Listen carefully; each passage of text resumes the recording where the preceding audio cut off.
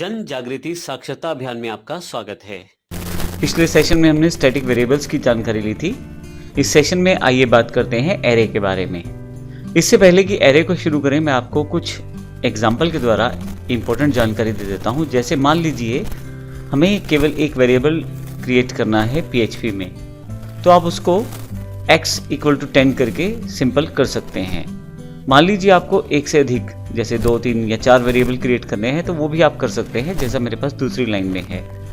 लेकिन मान लीजिए आपको एक साथ 50 वेरिएबल क्रिएट करने हों और उनमें डेटा स्टोर करना हो और फिर किसी जगह पर आपको उस डेटा को फिर से वापस प्रयोग भी करना है, तो ऐसे केस में सिंपल वेरिएबल के साथ कार्य करना बड़ा मुश्किल हो जाएगा और आपको ये मैनेज करना भी बड़ा मुश्किल हो जाएगा।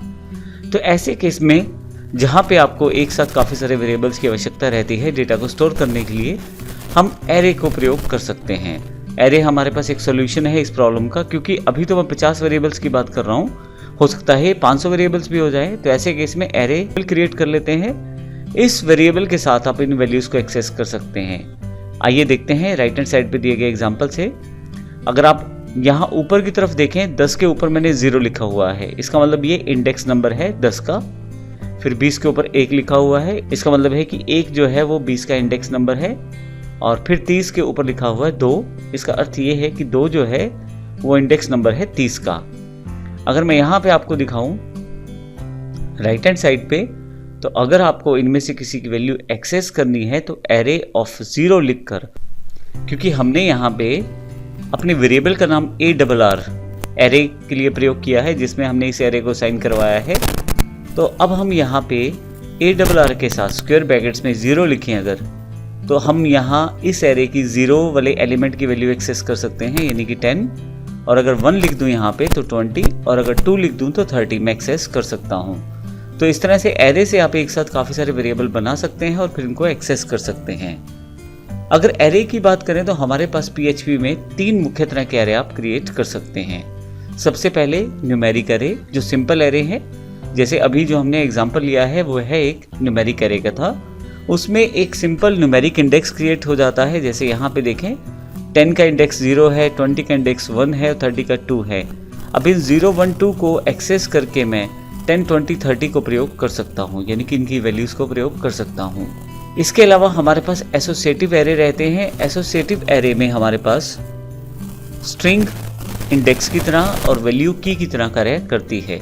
जैसे कि हमारे पास ऊपर वाले एग्जाम्पल में 0 इंडेक्स था, अब नीचे वाले एग्जाम्पल में हमारे पास यहाँ पे 2 पार्ट हैं एक एरे के एलिमेंट के। पहला जो पार्ट है जैसे अजय, वो एक इंडेक्स है, जैसे हमारे पास 0 था, और 30 जो है ये उसकी वैल्यू है, जैसे वहाँ पे 10 थी।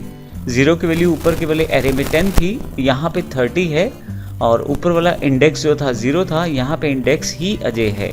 तो हमने एक तरह से यहाँ पे स्ट्रिंग को एज एन एड्रेस प्रयोग कर लिया है। अजय जो है, विजय जो है, ज़ारा जो है, ये हमारे पास एक तरह से इंडेक्सेस हैं, और जो वैल्यूज़ हैं वो उनकी कीज़ हैं, जिनको हम की कहेंगे वो वैल्यूज़ हैं मेनली, जैसे 30, 25 और 20। अगर मैं अजय इंडेक्स को एक्सेस करूं तो मुझे 30 अवेलेबल होगा, और विजय को एक्सेस करूं तो 25, ज़ारा को एक्सेस करूं तो 20। तो ये हमारे एसोसिएटिव एरे हैं, जिसमें हम स्ट्रिंग को एक इंडेक्स की तरह और वैल्यू को एक की तरह प्रयोग करते हैं। नीचे जो हमारे पास सेगमेंट है वो है मल्टी डायमेंशनल एरे का। मल्टी डायमेंशनल एरे में हम एक एरे को दूसरे एरे के अंतर्गत प्रयोग कर सकते हैं नेस्टेड रूप में। इस केस में यह मल्टी डायमेंशनल एरे की तरह कार्य करता है। जैसे एग्जांपल हमने यहाँ पे दिया हुआ है, आप देखें तो ऊपर वाला जो एरे है ये बिल्कुल आउटर एरे की तरह कार्य करेगा, लेकिन इसके अंदर फिर से 3 एरे अलग से हैं। पहले एरे में एक स्ट्रिंग एरे जो कि एसोसिएटिव एरे है वो दिखाया गया है, फिर उसके बाद एक और एसोसिएटिव, फिर तीसरा एसोसिएटिव के, और उन एरेस के अंदर उनकी वैल्यूज़ को और उनकी कीज़ को एडजस्ट किया गया है। तो इस तरह से हम मल्टी डायमेंशनल एरे का प्रयोग भी कर सकते हैं। हालांकि अगले सेशन से हम न्यूमेरिक एरे की जानकारी लेंगे और बारी बारी से इन सभी एरेस को हम एक्सप्लेन करेंगे। तो अगले सेशन में हम बात करेंगे न्यूमेरिक एरे की, किस तरह से बनता है, किस तरह से आप इसको प्रयोग कर सकते हैं। और यहाँ पे आपको फाइल का नाम दिया गया है numericarray.php। इस फाइल को एक्सेस करके आप इसका एग्जाम्पल प्रयोग कर सकते हैं। तो अगले सेशन से आइए न्यूमेरिक एरे की जानकारी लेंगे। धन्यवाद।